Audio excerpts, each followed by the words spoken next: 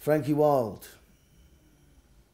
DJ, raconteur, genius.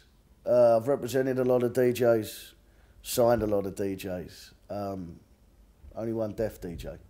I think what made Frankie stand out amongst giants like Paul Van Dyke or Sasha or Digweed, Tiesto, was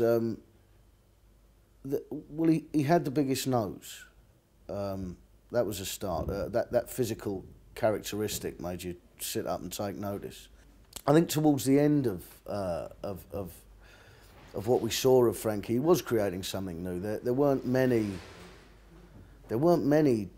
DJs on the scene that couldn't hear. I mean, none then, virtually none now, to be honest.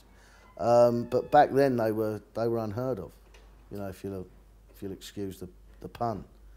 But yeah, some of his ideas were certainly for publicity were the wrong side of deranged on occasion. You know, we did the press conference where the press were on the boat and we fired Frankie out of a cannon into the sea to meet them.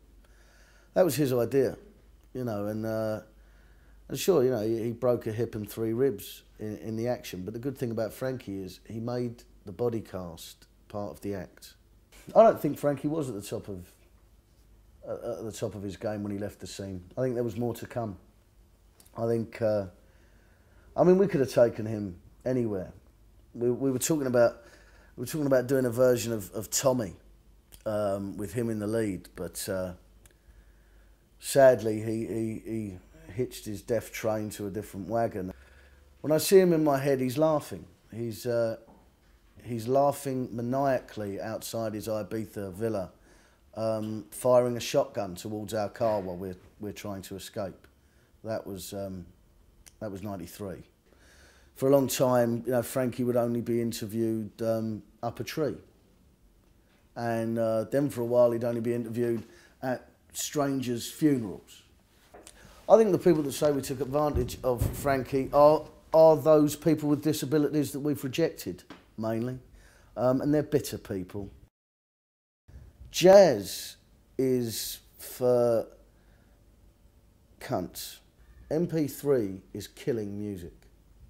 I don't really know how, but I know that it is.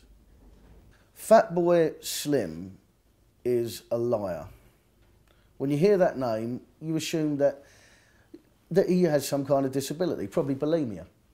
And when you find out that actually he is able-bodied Norman Cook, it's a big disappointment. The first time I made someone cry, I realised I'd found my vocation. There's an assumption by other people that the music industry picks up artists, uses them, then dumps them on the roadside once it's sucked up all their profits into the record labels. And they're absolutely right in that assumption. Success brings home the bacon, you know, unless you're Jewish.